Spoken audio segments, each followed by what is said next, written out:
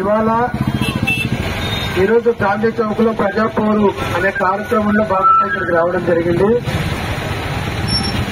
ఈరోజు ఈ ప్రజాపోరు యాత్ర ఉద్దేశం ఏంటంటే కేంద్ర ప్రభుత్వం ఇస్తున్న నిధులను రాష్ట్ర ప్రభుత్వం ఇచ్చే ఉద్దేశాన్ని మార్చి వారి సొంత పేర్లతో పథకాలకు నిధులు మళ్లించుకొని పేర్లు పెట్టుకొని ఆ పథకాలను నిర్వీర్యం చేస్తూ కేవలం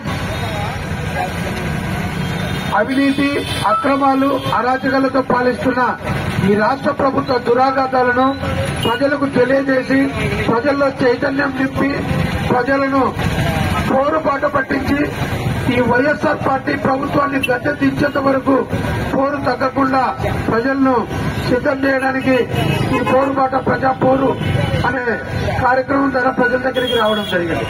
ఇక్కడ దాదాపుగా కేంద్రం ఇస్తున్న నిధులు తప్ప ఎక్కడే గాని ₹1 రాష్ట్రం చేసింది గాని సాధించింది గాని ఏమీ లేదు.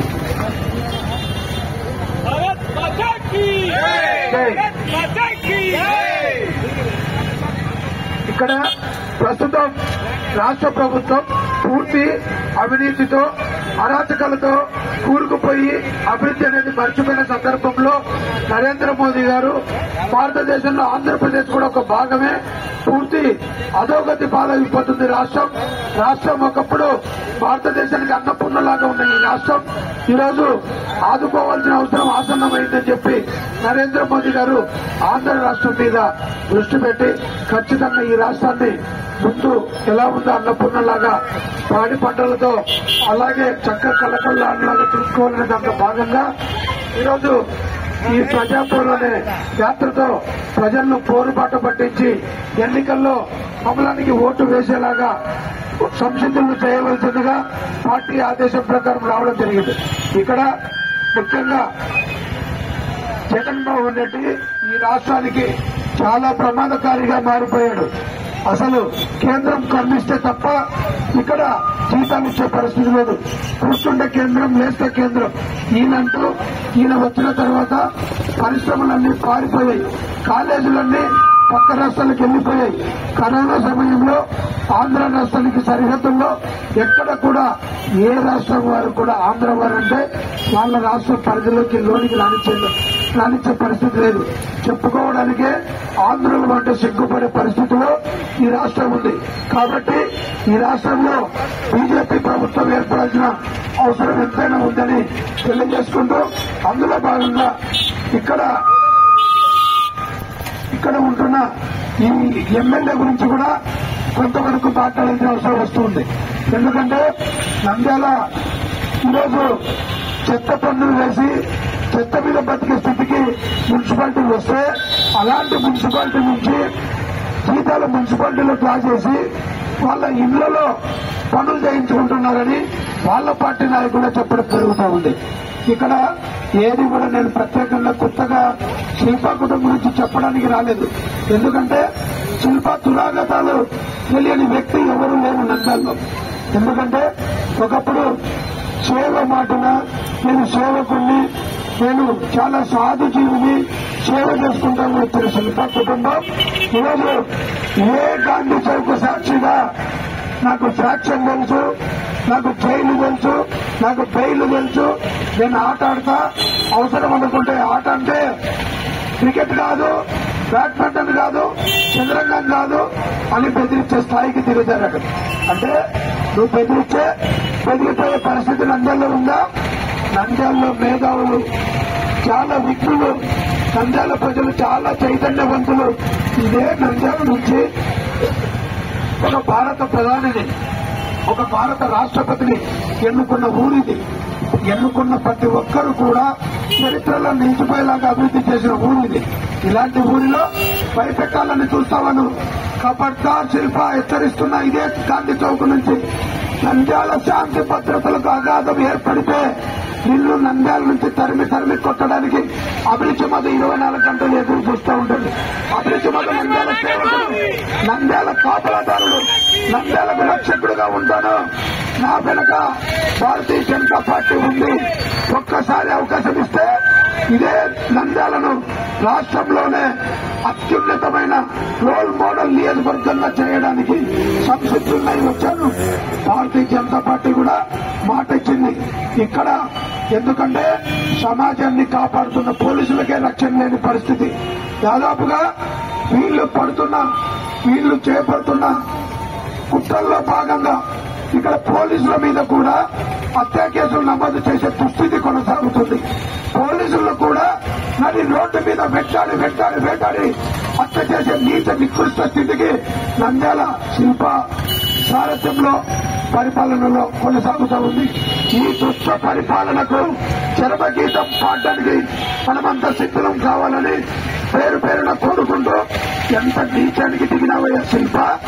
ఒకప్పుడు బ్రిటిష్ వారు వ్యాపారం పేరుతో నంద్యాలకు వచ్చి ఎలాగా ఒక్కొక్క రాష్ట్రాన్ని ఆక్రమించుకొని పాలిస్తే వాళ్ళ దుర్బుద్ధి తెలుసుకున్న భారతీయులందరూ ఒకటై ఇదే మహాత్మా గాంధీ సాక్షిగా అహింసా మార్గంలో వారిని అందరినీ భారతీయులంతా ఒకటై తరిమి కొట్టారు ఈ దేశం నుంచి.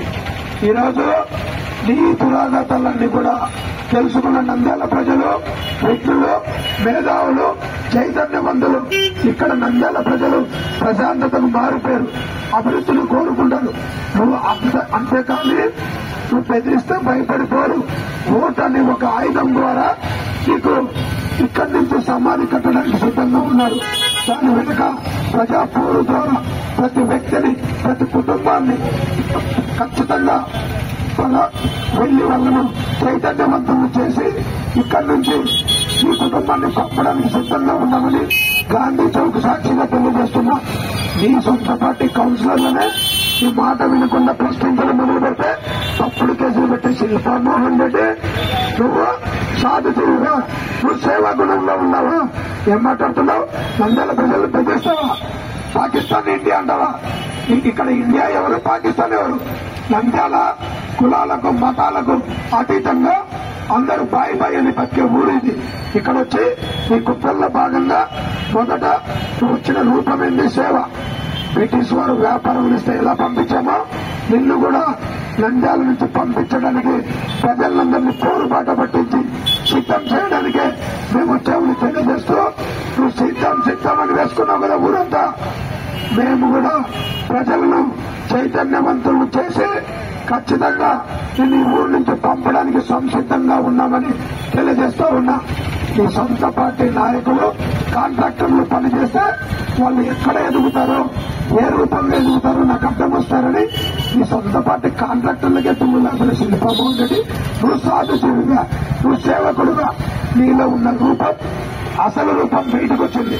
నువ్వేమో ఆట ఆడుతా ఉంటావు, నీ కొడుకేమో ఇక్కడి నుంచి పంపించే మొగోడు ఉన్నాడా, మొగోడు పుట్టాడా? ఏం మాట్లాడుతున్నావు?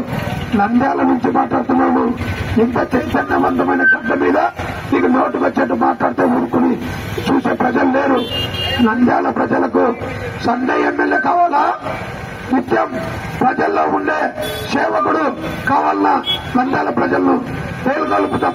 నిద్రలో ఉన్నారని నువ్వు అనుకుంటున్నావేమో. నంద్యాల ప్రజలు చాలా చైతన్యవంతులు, చాలా మేధావులు.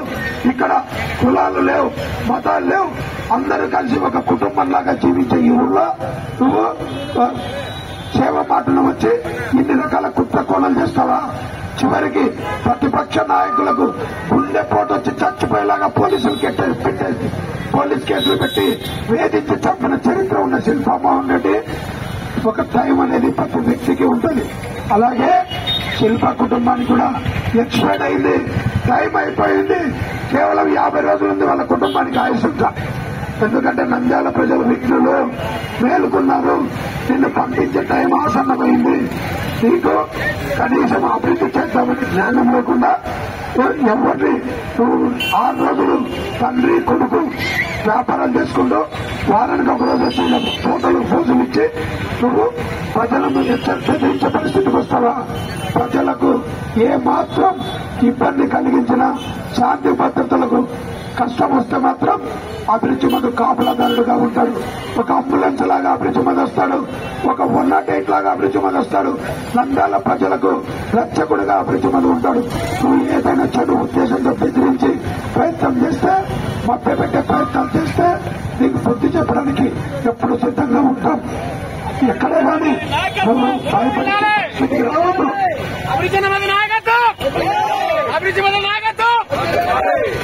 రాజధాని కట్టాలంటే,